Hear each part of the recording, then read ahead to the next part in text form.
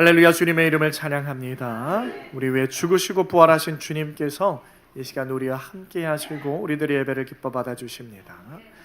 자, 오늘부터는 우리가 새로운 주제를 가지고 말씀을 함께 나눠보려고 합니다. 바로 교회에 관해서 좀 말씀을 좀 배워보려고 해요. 목사님, 우리가 교회를 몇 년을 다녔습니까? 교회에 대해서 더 이상 배울 게 있습니까? 라고 생각하실 수도 있겠지만, 여러분, 교회를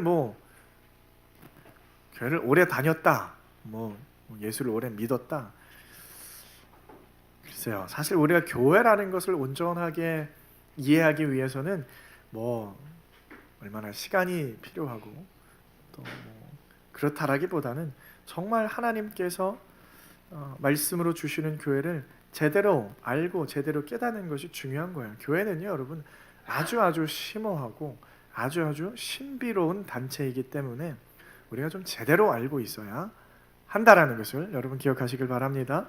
간혹 제가 성도님들하고 이제 이야기를 좀 나누어 보면은요, 좀 교회에 대해서 이 성경이 이야기하고 있는 그 교회와 좀 본인들이 알고 있는 교회는 조금 이제 차이가 있을 때가 좀 있어요. 제가 그런 걸 가끔 느낄 때가 있습니다. 그래서 저거는 교회론이 제대로 정립이 되지 않았기 때문에 저런 생각을 하게 되는구나, 교회에 대해서 정확하게 이해를 하지 못했기 때문에 저런 말을 하는구나, 그런 걸 제가 좀 느낄 때가 있었습니다. 그래서 참 이제 교회론을 제대로 정리를 하고 넘어가면 좋겠다 싶어서 또 이제 주제를 정해봤습니다.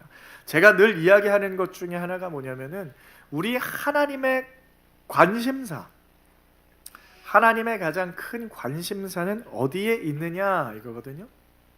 여러분들은 각각 관심사가 있을 거예요. 어떤 관심이 있어요? 어떤 관심? 이번에 22대 총회에 우리 구에 누가 당선이 되는가? 여기에 관심 있는 분들이 있고, 난 그런 거 관심 없어, 정치에 관심 없어, 이러신 분들도 있고요. 그럼 뭐에 관심 있어요? 나는 요즘 자전거에 빠져서 자전거, 나는 요즘 날씨도 풀렸는데 낚시에 이제 좀 관심이 생겨서 낚싯대도 알아보고. 관심사가 달라요. 우리 하나님의 관심사는 여러분 어디에 있습니까? 우리 하나님의 관심사? 교회에 있습니다. 하나님의 가장 큰 관심은요, 총선도 아니고요, 자전거도 아니고요, 우리가 어떻게 그런 게 아니에요. 여러분, 하나님의 관심사는요, 교회에 있는 줄 믿으시길 바랍니다. 교회에 있다라는 거예요. 우리가 교회로서 하나님을 알자, 하나님의 뜻을 깨닫자, 하나님을 아는 지식에 거하자, 이렇게 말을 합니다. 이렇게 말을 하지만 그렇다면 당연히 하나님의 관심, 하나님의 가장 큰 관심이 있는 이 교회를 올바로 깨닫는 것은 우리 성도들에게 마땅하고 필수적인 일인 줄 믿으시길 바랍니다. 그런데 우리가 흔히 교회라고 하면 떠올리는 것들이 있어요. 어디 교회, 무슨 교회 하면 머릿속에 뭐가 떠올립니까? 교회 하면 상징적인 것이 있죠. 머릿속에 참 대한민국에 많은 교회들이 있습니다. 수많은 교회들이 있어요. 전 세계에는 헤아릴 수 없이 많은 교회들이 있는데, 그런데 우리는 보통 어디 교회, 무슨 교회 하면은 뭘 떠올리냐면은 바로 이 건물을 떠올리는 거예요. 건물, 아니면 장소, 아니면 그 지역. 그래서 그 교회 건물이 어느 동네에 있느냐, 어느 지역에 있느냐, 심지어 그 동네 이름을 따서, 그 지역 이름을 따서 교회의 이름을 붙이기도 해요. 그렇죠? 여러분, 우리나라에서 가장 큰 교회는 어디에 있습니까? 어디에 있어요? 여의도에 있죠. 여의도 순복음 교회에 있는 게 아니고. 우리나라에서 가장 큰 교회는 어디 있어요? 여의도에 있습니까? 정말입니까? 이 동네에 있는 건 뭐예요? 저기 가도 여의도 순복음 교회 있던데. 왜 저기는 월곡동에 있어요? 여의도 순복음 교회가 여의도에 안 있고. 여러분, 이런 걸 이제 생각하셔야 돼요. 여러분, 목자교회는 어디에 있습니까? 진짜예요? 월곡동에 있어요? 종합로 36길 53에 목자교회가 있습니까? 우리는 이 예배당 건물을 떠올린다니까요. 보세요. 여러분, 교회는 그러면 건물입니까? 교회는 건물이에요? 목자교회 어디 있어요?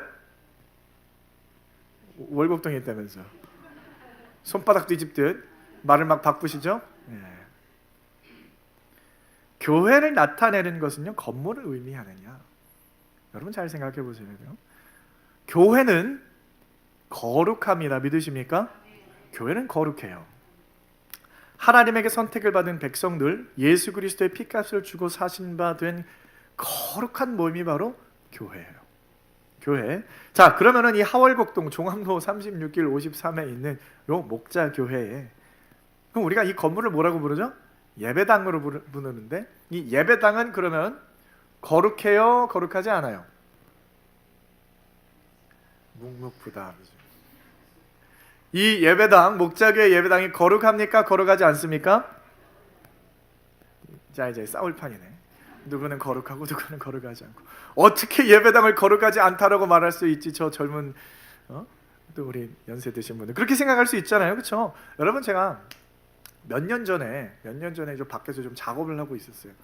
아마 주일날이었던 것 같고, 날이 풀려서 이 성탄 추리를 이제 철거하는 그런 작업을 하느니라 밖에 막 왔다 갔다 하고 돌아다녔는데, 어떤 아주머니께서 지나가시면서 굉장히 불쾌하게 저에게 뭐라고 말씀을 하시냐면은 이렇게 말씀하시는 거예요. 건물 외벽에, 여러분, 우리 이쪽 계단의 외벽으로 맨 위로 올라가면은 여러분 뭐가 있는 줄 아십니까? 우리 교회 이름이 붙어 있어요. 목자교회. 그런데 그 목자교회라는 그 이름 중에 기역자가 떨어진 거예요. 그래가지고 목자요회라고 되어 있는 거예요. 여러분 그거 보신 적 있으세요? 다 관심이 없다니까요. 우리들은 예배당에 관심이 없어요. 왜요? 거룩하지 않기 때문에. 목자요회 한참 동안 그랬었던 것 같아요.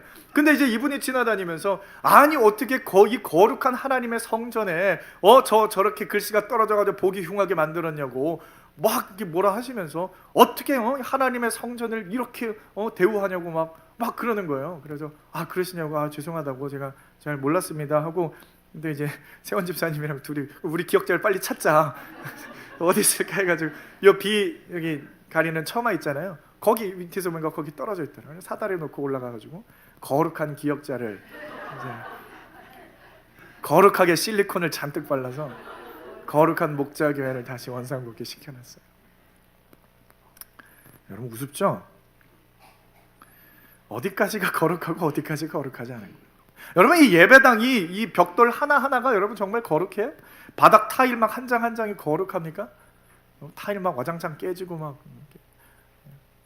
제가 몇 주 전에 요 안에 방음 공사를 한다고 들어갔는데 짐을 다 빼니까 이 벽지가 다 곰팡이가 쓸어가지고 썩어 있는 거예요. 그 거룩한 벽지를 제가 다 뜯어내는데, 마스크를 쓰고 막 다 뜯어내서 거룩하게 버려야 되는데 죄송하게 그냥 푸대자루에 넣고 막 거룩하지 않게 버렸어요. 자, 우리 예배당이 이제 놀이터랑 붙어 있는데, 자, 이거 거룩한 예배당이잖아요. 그러면 저 거룩한 벽은 어디까지, 이쪽은 거룩하고 벽돌 저쪽은 거룩하지 않아요? 저쪽은 놀이터고 이쪽은 교회인데 교회 주차장까지는 거룩하고 놀이터는 거룩하지 않고. 근데 거룩한 교회랑 붙어 있으면 놀이터도 거룩해져야 되잖아요, 그렇죠? 그렇지 않습니까? 여러분 이게 하나하나 따져보면요, 이제 머리가 아파져요. 혼란스럽습니다. 그래서 잘 정리해 드릴 테니까 잘 들어보세요. 교회는요 건물을 의미하는 게 아니에요. 그래서 목자교회는 어디 있습니까 하면은 월곡동에 있어요. 사실 그 말은 틀린 말이에요. 예수님께서 뭐라고 그래요? 하나님의 나라가 어디 있느냐 물어볼 때 하나님의 나라는 여기 있다 저기 있다 말하는 것이 아니다라고 그러잖아요. 그 하나님의 나라는 어디 있어요? 너희 가운데 있느니라. 너희 가운데 있느니라. 자, 교회를요 한자어를 생각을 해보면은 가르칠 모일 회, 그러니까 가르침을 받는 모임, 그게 교회라는 말인데, 사실 이게 우리 교회의 어떤 정체성을 나타내주는 아주 좋은 단어는 아니에요. 그냥 우리가 교회라고 불렀기 때문에 그냥 교회 하지만, 교회는요 헬라어로 에클레시아라고 불러요. 에클레시아. 그게 뭐냐면은 세상으로부터 구별되어진 거룩한 무리, 거룩한 성도, 거룩한 하나님의 백성, 그걸 에클레시아라고 불러요. 에클레시아. 더 쉽게 이야기를 해보면은 예수 그리스도를 믿는 사람들의 모임. 여러분 혹시 취미 생활이 있어서 동호회를 하시는 분들이 있습니까? 동호회는 혼자 해도 좋지만 이제 같이 이게 한단 말이에요. 그럼 예를 들어서 뭐 자전거 동호회, 낚시 동호회, 뭐 등산 동호회 이런 거를 한단 말이에요. 사람들이 모여서. 그래서 예를 들어서 월곡 일동 자전거 동호회로 뭐 모이자 해가지고 누가 카페로 글을 올렸어요. 근데 사람들이 막 들어와가지고 우리 이번 주에 정모합시다. 뭐 놀이터 호돌이 놀이터 앞에서 뭐 10시에 만나요. 하니까 한 30명이 모여서 다 쫄쫄이 입고 모자 쓰고 비싼 자전거 막 이렇게 가지고 와서 우리 한 바퀴 돕시다 해가지고. 자, 그런 자전거 동호회. 교회는요, 이건 비슷한 거예요. 모임이에요, 모임. 예수 믿는 사람들의 모임. 자, 그럼 우리가 누군가 이렇게 말, 월곡 일동 자전거 동호회는 어디 있습니까? 라고 물어보면은 이 질문이 좋은 질문이에요, 나쁜 질문이에요? 자, 여러분, 월곡 일동 자전거 동호회 어디 있어요? 그럼 대답을 할 수가 없죠. 목자교회는 어디 있습니까? 그냥 그런 대답이 아닌 거예요. 그런 대답이. 근데 여기는 그럼 뭡니까? 예배당이에요. 우리가 어딘가 모여야 될 거 아니에요. 예배하려면 모여야 될 거 아니에요. 자전거 동호회는 도로에서 자전거 타는 거고, 우리 예수 믿는 사람들을 뭐 해야 돼요? 예배 드리잖아요. 그러면 예배당이 필요하니까 예배당을 지은 겁니다. 그런데 왜 우리들은 교회 하면은 건물을 먼저 떠올리게 되는 걸까? 왜 그런 거예요? 그 사실 기원이 어디서부터 나오냐면 구약 성경에서부터 나오게 되는 거예요. 자, 구약 시대에는요, 분명하게 거룩한 곳이 있었습니다. 거룩한 장소가 있었어요. 거룩한 건물이 있었고요. 거룩한 기물이 있었고요. 거룩한 제물, 분명하게 다 거룩하게 구별이 되어져 있었다라는 거예요. 하나님께서 광야에서 뭘 주셨어요? 회막이라는 걸 주셨어요. 성막을 지어라. 거룩하게 지어라. 그래서 성막은 텐트예요. 텐트. 젖고 펴고 할 수 있는 텐트. 그런데 그 성막을 다 피면 거룩한 장소, 하나님이 임하시는 회막이 되는 거예요. 그런데 왜 거룩하냐면 하나님이 그곳에 임재하시기 때문에 그곳이 거룩한 곳이 되는 거예요. 거룩한 곳. 그리고 솔로몬 때에 비로소 건물이라는 게 최초로 생기죠. 그게 뭐예요? 성전이에요. 성전. 그걸 성전이라고 불러요. 그 성전은 정말 거룩한 곳이었어요. 정말 거룩한 곳. 건물 자체가 거룩한 곳. 왜 거룩하냐고 그래요? 하나님께서 그곳에 임하시기 때문에. 그렇기 때문에 성전이 거룩한 곳이에요. 그 성전 중에서도요, 특히나 더욱 거룩한 곳은 뭐라고 불러요? 지성소라고 부릅니다. 왜 지성소라고 부르냐면은 지성소의 법궤 위에 하나님께서 오시는 거예요. 그러니까 이러한 개념들이 구약 시대에 있었는데, 그 구약 시대, 그런데 여러분 그 성전의 휘장이 나중에는 어떻게 됐어요? 위에서 아래로부터 찢어졌단 말이에요. 그러니까 성소랑 지성소의 구별이 없어지는 거예요. 천막이 찢어졌어요. 구별이 없어졌어요.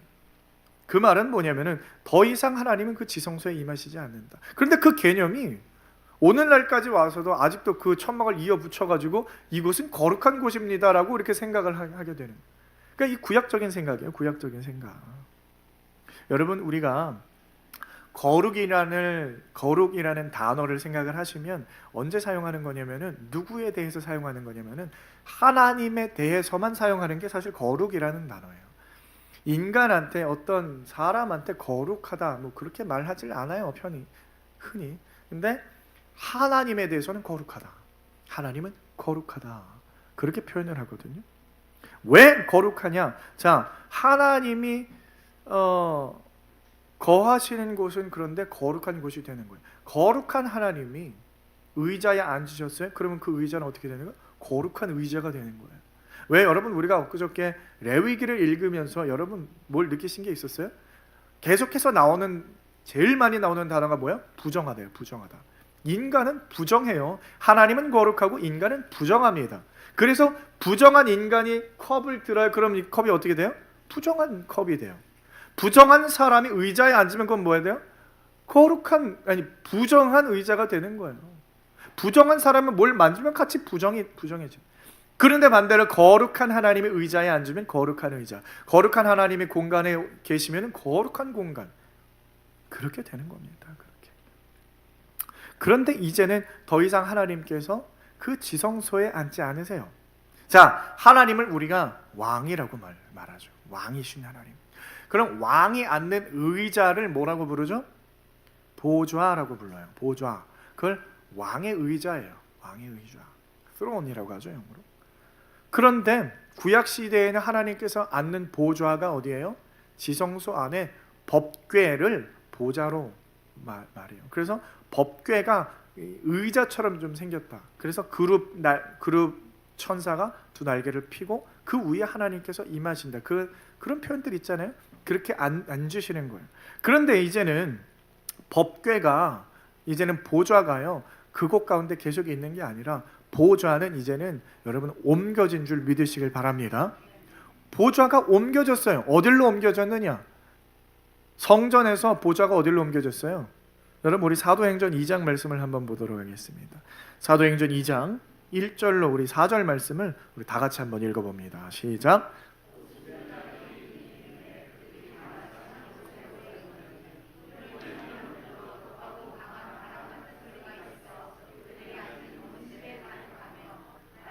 불의 혀처럼 갈라지는 것들이 그들에게 보여 각 사람 위에 하나씩 임하여 있더니 그들이 다 성령의 충만함을 받고 성령이 말하게 하심을 따라 다른 언어들로 말하기를 시작하니라. 아멘. 자, 예수님께서 승천하시고 사람들이 모였어요. 120문도가 모여가지고 열심히 기도하는데 그 가운데 어떤 역사가 일어나게 됩니까? 성령께서 어떻게 임하셨다? 3절에 각 사람 위에 임했다 그랬어요.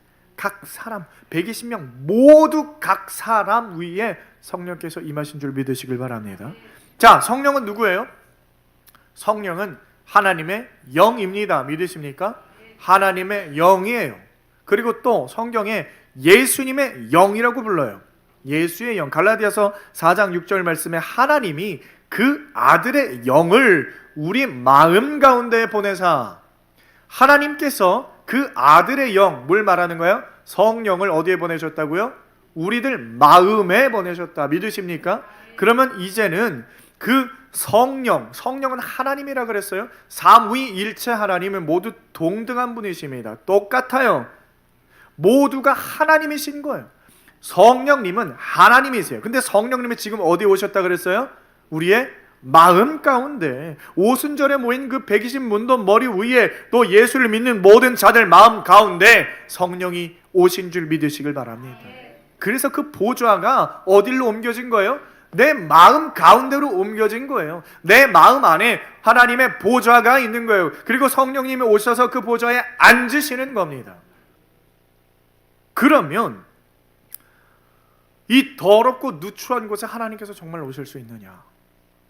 죄가 많아요. 근데 하나님은 거룩하신 분이기 때문에 죄가 많은 곳에, 죄가 있는 곳에 거할 수가 없어요. 그런데 왜 하나님께서 오실 수 있어요? 왜 성령께서 오실 수 있습니까? 그것은요, 예수 그리스도의 보혈의 권세로 말미암아 가능하게 된 줄 믿으시길 바랍니다. 예수님께서 십자가에 죽으시면서 우리를 속죄하신 거예요. 우리의 모든 죄를 없이 하신 거예요. 깨끗하게 하신 거예요. 정결케 하신 겁니다. 그 어린 양의 피로 말미암아 정결케 된 우리들이 거룩해진 거예요. 그래서 하나님께서 우리 가운데 오셔서 우리와 함께 하실 수가 있다. 그렇기 때문에 이게 뭐야? 여러분, 그리스도와의 연합이라는 거예요. 그러니까 예수님이 죽으셨어. 우리도 갈라디아서 2장 20절 우리가 예수 그리스도와 함께 십자가에 못 박혔나니 같이 죽고 같이 살아난 거예요. 같이 부활한 자들이에요. 예수 그리스도와 연합된 자들이에요. 그래서 이 신약의 성도들은요, 더 이상 성전이라는 말을 이 건물에 대해서 이야기하지 않아요. 성전은 뭡니까? 그러면은 이제 건물이나 집기들을 거룩하다고 여기는 것이 이제는 구약적인 개념에서 벗어나서요, 거룩한 것이 뭐가 거룩한 거예요? 여러분들 한 사람 한 사람이 거룩한 하나님의 성전이 된 줄 믿으시길 바랍니다. 그래서 이제는 성전 하면은 나를 가리키는 거예요. 내가 하나님의 성전이 된 거예요. 근데 이 개념을 아직도 모르니까 이 사도 바울이 고린도 교회에다가 편지할 때 뭐라고 편지합니까? 너희 몸은 너희가 하나님께로부터 받은 바 너희 가운데 계신 성령의 전인 줄을 알지 못하느냐? 아니, 이제 그거 다 끝난 지가 언젠데 아직도 너네들 그거 모르고 있어. 이제는 그 성전이 성전이 아니라 너희 몸이 각각 하나님이 거하시는 성전이 됐다라는 걸 왜 아직도 모르느냐? 왜 아직도 몸을 그렇게 함부로 굴리고 왜 몸을 그렇게 여러분, 그래서 우리가 하나님의 성전된 자들이기 때문에 이 몸가짐을 잘해야 되는 거예요. 깨끗하게 씻으시고요, 옷도 잘 입으시고요, 좀 꾸미고요, 좀 그렇게 하세요. 가끔 생각하면 이 몸뚱아리는 이거 썩어질 그냥 부패할 거이라고 생각하시면 절대 그렇게 생각하시면 안 됩니다. 이 몸은 소중한 몸이에요. 소중한 몸입니다. 그래서 여러분, 이 건물에 대해서는 이제 더 이상 예수님의 피값을 주고 교회를 사셨다고 하는데 피값 주고 이 건물 사신 거 아니잖아요. 오히려 예수 그리스도 자신이, 예수님 자신이 성전이 되는 거예요. 예수님께서 뭐라고 말씀하세요? 요한복음 2장 19절 말씀에 예수께서 대답하여 이르시되 너희가 이 성전을 헐라 내가 사흘 동안에 일으키리라. 이게 무슨 말씀이에요? 사람들이 이야기를 하니까 너희가 이 성전을, 예수님께서 그 성전 앞에 가셔가지고 이 성전을 헐어버려. 그럼 내가 사흘 만에, 이게 무슨 말이에요? 성전을 헐라는 게 예수님 자신이 성전이기 때문에 예수님 자신이 헌다라는 것은 죽으신다라는 거예요. 그러면 죽으시고 사흘 만에 부활하시겠다라는 말, 그걸 성전을 비유해서, 그러면 예수님 자신이 뭐라는 거예요? 성전이라는 거예요. 예수님이 성전. 그런데 우리가 예수님과 연합이 되었어요. 붙었어요. 하나가 됐어요. 교회는 예수 그리스도를 머리로 한 지체들이라고 하잖아요. 그럼 머리와 지체가, 몸뚱아리가 붙어 있어요, 떨어져 있어요? 붙어 있잖아요. 그럼 머리가 성전이니까 몸도 뭐가 되는 거예요? 성전이 되는 거예요. 믿으십니까? 여러분, 제 이름이 오광재인데 머리만 오광재고 몸뚱아리는 김반석 이러면 이상하죠. 머리는 예수 그리스도인데 몸은 아닙니까? 머리는 성전인데 몸은 뭐예요? 성전이 되는 거예요. 이 놀라운 비밀을 우리들한테 알려주시는 겁니다. 그래서 예수와 연합한 우리들, 여러분이 성전이 된 줄 믿으시길 바랍니다. 자, 오늘 본문을 보시면은 굉장히 중요한 본문인데 이 본문을 어떻게 해석하느냐에 따라 상당히 다른 결과가 나올 수가 있게 되는 거예요. 자, 본문 18절 말씀을 우리 한번 다 같이 읽어보도록 합니다. 18절입니다. 시작. 또 내가 내게 이르노니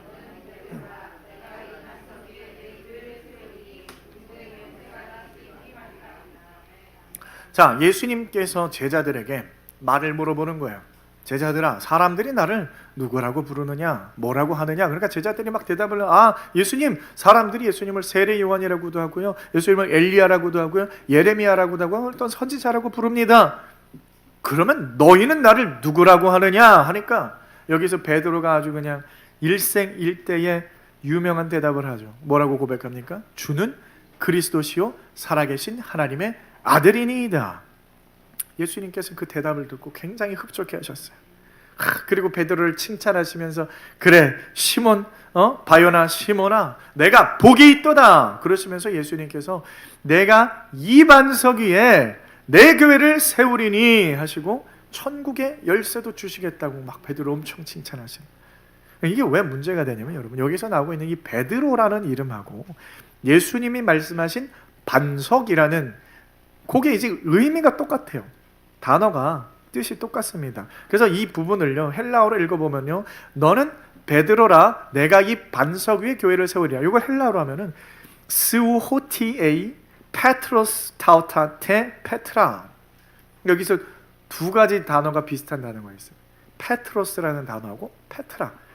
그러니까 스우호티에이 페트로스, 이건 뭐냐면 너는 베드로라 타우테테 페트라, 이 반석 위에. 그러니까 너는 베드로라 내가 이 반석 위에 하는 베드로와 반석이 똑같은 말인 거예요. 그러니까 예수님은 지금 언어 유희를 사용하고 있는 거거든요. 그러니까 교회의 근본을 말씀하고 있는데, 예를 들어서 좀 이런 거예요. 지금 반석이라는 말 하잖아요. 그리고 베드로는 이름이기 때문에 이게 하나는 번역이 된 거고 하나는 번역이 안 된 거예요. 그러니까 예를 들어서 같이 번역을 해요. 베드로라는 이름을 예를 들어 돌이라는 이름이니까 반석이라고 해봅시다. 김반석이요. 야, 그래 너는 김반석이야. 내가 반석 위에 두 교회를 세울 거야. 이런 말씀을 하고 계시는 거예요. 그렇죠? 근데 김반석하고 이 반석하고는 좀 다른 겁니다. 어떻게 다르냐? 일단 페트로스는요, 남성 명사예요. 페트라는 여성 명사입니다. 의미는 똑같아요. 돌, 반석 똑같은. 그러니까 예수님의 이 페트라라고 하는, 뒤에 말씀하는 반석이라는 의미는 베드로가 내뱉은 주는 그리스도시요 살아계신 하나님의 아들이니이다 하는 그 고백, 다시 하면 그 고백은 뭐예요? 예수 그리스도의 정체성을 나타내는 고백이잖아요. 주는 그리스도시요 살아계신 하나님의 아들이니이다. 이거는 예수 그리스도를 말을 하는 거예요. 그러니까 예수님의 그 베드로의 고백을 예수님께서 이거를 반석이라고 지칭해 주시는 거예요. 그리고 그 고백 위에, 그 반석 위에 내가 교회를 세울 거다. 그런데 왜 예수님께서 그걸 반석이라고 말씀하시냐면은, 자, 성경에서는요, 신구약을 막론하고 반석이라는 말, 돌이라는 말, 뭐 이런 말이 많이 나와요. 여러분, 구약에 보면은 모세가 광야에서 반석을 치니까 뭐가 터집니까? 생수가 터져 나왔어요. 그게 뭘 의미하는 거예요? 예수 그리스도를 의미하는 거예요. 그 반석은. 다니엘이 꿈을 꾸는데 돌이 하나가 떠서 신상을 막 부수고 돌이 날아다녀요. 그 돌이 누구를 의미하는 거예요? 그 예수 그리스도를 의미하는 겁니다. 성경에서 나오는 이 돌은요, 다 예수 그리스도를 말을 해요. 예수 그리스도. 그러니까 지금 예수님께서 말씀하신 그 반석이라고 하는 건 뭐예요? 예수님의 정체성이잖아요. 베드로가 고백한 주는 그리스도시요 살아계신 하나님의 아들, 이 고백을 예수님께서는 예수님이니까 반석이라고 합니다. 그러니까 지금 다시 말하면, 정리하면 예수님은 교회를 어디 위에 세우시겠다는 거예요? 예수님 위에 세우시겠다는 거예요. 예수님을 반석이라고. 반석 위에 교회, 예수님 위에 교회. 그러니까 예수님은요, 반석 위에, 예수님 위에 교회를 세우시겠다라는 거예요. 그런데 이거를 아까 말했던 페트로스와 페트라를 같이 여겨버리면 예수님이 베드로 위에 교회를 세우시겠다, 이렇게 오해할 수가 있는 경우가 있는데, 경우가 있죠? 왜요? 그렇게 믿는 사람들이 있기 때문에. 그래서 예수님이 교회를 베드로 위에 짓겠다라고 해서 믿는 사람들이 누구예요? 천주교예요. 천주교. 그 사람들은요, 진짜로 그렇게 믿어요. 그래서 예수님께서 요 베드로 위에 교회를 세웠다라고 그러고, 그래서 그 베드로에게 천국의 열쇠를 주었다라고 생각합니다. 그래서 베드로를 뭐라고 불러요? 초대 교황, 첫 번째 교황이라고 추대해버리는 거예요. 떠받들어 버리는 거예요. 베드로는 생각도 없는데 나중에 베드로가 우리의 초대 교황입니다. 그럼 설령 예수님께서 베드로 위에 교회를 세우셨다라고 한들, 그러면은 교황이 죽으면, 베드로가 죽으면 끝 아닌가요? 왜 갑자기 2대 교황이 나타나고 3대 교황이 나타나고 교황직을 막 물려줍니다. 교황직. 천국의 열쇠는 어디에 있는지 모르겠지만 그것도 같이 물려주나 봐요. 천국 열쇠, 교황이. 요즘은 그래서 교황이 뭘 물려주냐면은 무슨 지팡이도 있는 것 같고, 막 이 모자가 얼마인 줄 아십니까? 교황이 쓰고 있는 모자? 정확히 모르겠는데 67억인가 뭐 그렇다라고 하는 말이 있어요. 막 그거 그냥 그런 거 쓰고 지팡이 이거 막 뭐 가운도 걸치고 다니고, 다음 교황한테 그거 다 물려주는 거예요. 다 물려주는 거예요. 그리고 천국의 열쇠 주머니에 꺼내서, 네가 교황이다 이제. 그 짓들을 하고 있는 겁니다, 여러분. 그러니까요, 성경을요 엉뚱하게 해석하면 안 되는 거예요. 엉뚱하게 여러분, 엉뚱한 법들이, 정말 어처구니 없는 법들이 여러분 상상할 수 없는 게 많은데요, 정말 심각한 법이 하나 있어요. 교황무류성이라는 말이 있어요. 교황무류성. 이게 무슨 말이에요? Papal infallibility라고 하는 건데, 이거는 교황에 대해서, 교황은 신앙이나 도덕에 관하여 교황좌에서 장엄하게 결정을 내릴 경우, 교황좌도 있어요. 그건 교황만 앉을 수 있어. 다른 사람 앉으면 안 돼요. 거룩해서 거룩한 교황만 앉아야 돼요. 교황좌에서 장엄하게 결정을 내릴 경우에 그 결정은 성령의 특은으로 보증되기 때문에 결단코 오류가 있을 수 없다 하는 교리예요. 이 교리를요, 여러분 천주교인들은요 아주 그냥 떠받들어서 교황은 무오해. 그래서 교황무오설. 교황은 흠이 없어. 교황의 결정에는 잘못이 없어. 근데 교황 계속 하다가 나중에 치매 걸리면 어떡하죠? 치매 걸리면 왔다 갔다 할 텐데, 그러면 이제 무슨 생각인지는 모르겠어요, 여러분. 그러니까 쉽게 말하면 교황이 어떤 결정을 내리면 그 결정은 무조건 흠이 없다라는, 오류가 없다라는. 그러니까 헛소리예요, 헛소리. 여러분, 교황이 하나님입니까? 성령님이에요? 결정에 오류가 없습니까? 기껏해야 교황도요, 죄로 가득한 아담 군상 중에 하나예요. 어떻게 흠이 없습니까? 교황을 어떻게 뭘로 만드는 게 신격화시키는 거죠. 교황을 신격화시키는 거, 사람을 신격화하는 건 뭡니까? 우상숭배라고 해요. 우상숭배. 그러니까 이 성경의 해석을 하나 잘못했다고 해서 이 전체 집단이 우상 숭배하는 집단으로 여러분 변질돼 버리는 겁니다. 교황도 똑같은 인간이에요. 우리랑 뭐 다른 줄 아십니까? 성경에 보면요, 야고보서 5장 17절 말씀에 엘리야는 우리와 성정이 같은 사람이로되 라는 표현이 있어요. 여러분, 엘리야가 얼마나 대단한 선지자였어요? 교황 따위하고는 비교도 안 되는 대단한 선지자였어요. 그 엘리야도 우리와 성정이 같다. 그 엘리야도 우리와 성정이 같다. 그렇게 성경이 말합니다. 그러면 천국의 열쇠는 뭡니까? 천국의 열쇠. 그런데 여러분, 마태복음 18장 18절로 내려가면요, 똑같은 말씀이 예수님께서 다른 제자들한테 똑같이 하고 있어요. 천국의 열쇠, 권세를 주는 거거든요. 그 말은 뭐예요? 그러면은 베드로한테만 준 것도 아니고요, 12제자에게 다 줬다라는 말은 뭐냐면은 우리 모든 예수 믿는 자들 한 사람 한 사람, 저와 여러분에게까지 허락된 권세인 줄 믿으시길 바랍니다. 그 교회의 권세를 주시는 거예요. 천국의 권세는 교회의 권세. 우리 교회가 가지고 있는 권세. 무슨 권세? 우리한테 무슨 권세가 있냐? 천국 문을 열고 닫을 수 있는 권세. 무슨 말이에요, 여러분? 교회의 역할이 뭡니까? 교회는 나가서 뭐 하는 거예요? 하나님 복음을 세상 가운데 선포하고 전파하는 거예요. 복음을 전하면, 자, 그 복음을 듣고 성령이 임해서 회심하게 된 자들은 여러분 하나님께로 돌아와요. 그럼 뭘 얻습니까? 구원을 얻어요. 구원 얻은 자들은 어딜 들어가는 거예요? 천국 들어가잖아요. 그러니까 여러분, 쉽게 말하면은 복음의 권세를 말을 하는 거예요. 천국의 권세는. 그래서 복음의 권세. 여러분, 교회라는 것은요, 예수 그리스도 위에 세워지는 거예요. 예수 그리스도 위에 세워지는, 고린도전서 3장 11절 말씀해 보시면, 이 닦아둔 것 외에 능히 다른 터를 닦아둘 자가 없으니 이 터는 곧 예수 그리스도시라. 이 터는 뭐예요? 반석이죠. 반석. 그 다른 게 대체가 될 수가 없어요. 이게 예수 그리스도 위에 세워지는 교회입니다. 로고스, 우리 로고스라고 하죠. 말씀이신 예수 그리스도 위에 교회가 세워지는 거예요. 그래서 교회는요, 우리들은요, 저와 여러분은요, 하나님의 말씀을 알아야 하는 줄 믿으시길 바랍니다. 아무것도 모르고 저는 말씀 잘 몰라요, 그러시면 안 돼요. 하나님의 말씀 위에 세워진 교회들이 하나님의 말씀을 믿지도 않고 하나님의 말씀을 알지도 모르고 하나님의 말씀에 무지한다? 여러분, 이건 말이 안 됩니다. 말씀을 알아야 돼요. 말씀의 깊이를 알려고 노력해야 하시는 줄 믿으시길 바랍니다. 하나님을 알고요, 하나님의 말씀을 통한 하나님과의 교제, 그래서 하나님을 아는 지식을 쌓아가야 한다라는 거예요. 하나님과의 교제가 있어야 되고요, 하나님의 말씀을 알아야 돼요.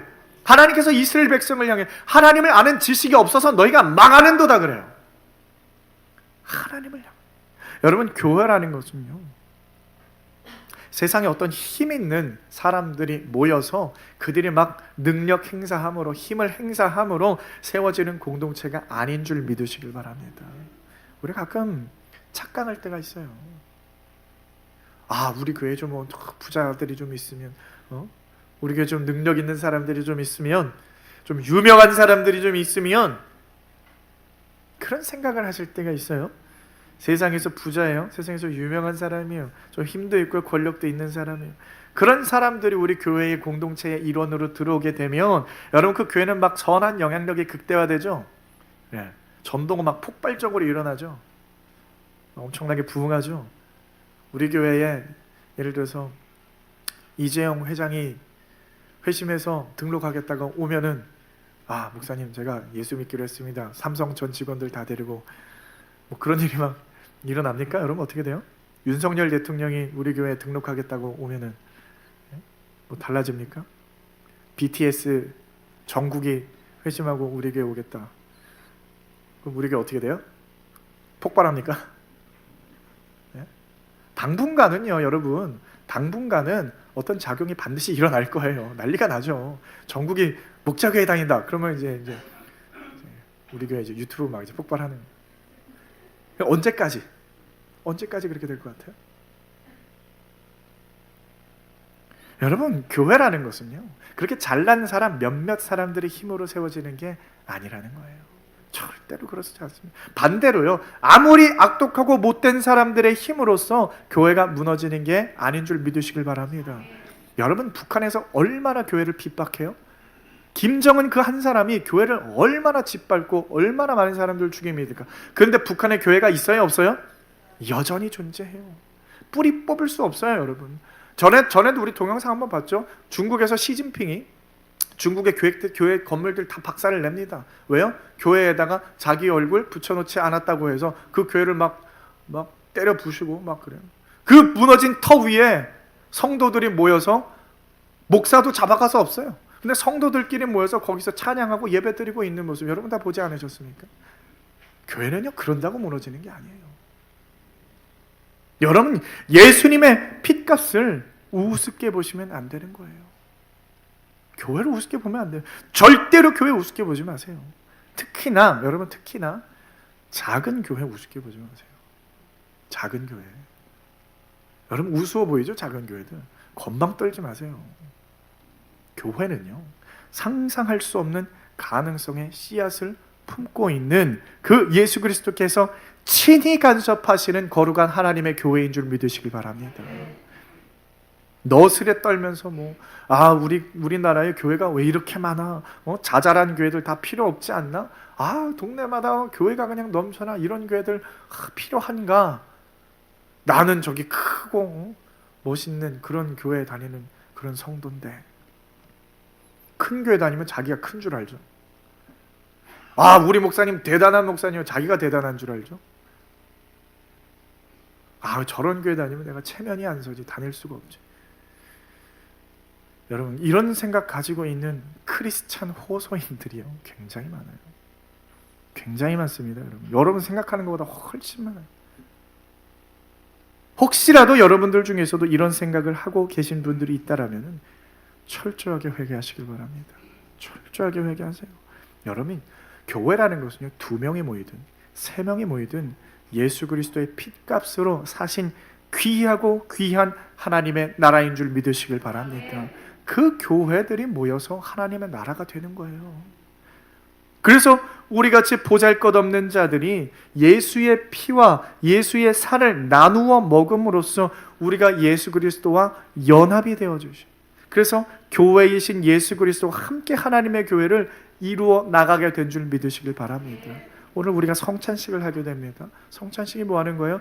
예수의 피와 예수의 살을 함께 나눠 먹음으로 말미암아 우리가 예수 그리스도와 연합된 자임을 깨닫는 거예요. 다시 한번 깨닫게 해줘서 내가 하나님의 교회로 부름받은 자구나, 내가 예수님의 피값으로 부름받아서 다시 생명 얻어서 예수님과 연합한 자로서 하나님의 나라가 된 일원이구나, 그거를 깨닫는 자들. 그렇기 때문에 우리 함께 있는 자들이 공동체가 되는 거예요. 하나가 되는 거예요. 그래서 오늘도 우리를 불러서 교회로 세우신 그 하나님의 무궁한 사랑 가운데에 감사하는 마음으로 나가시는 우리 사랑하는 성도 여러분 다 되시길 주님의 이름으로 축원드립니다.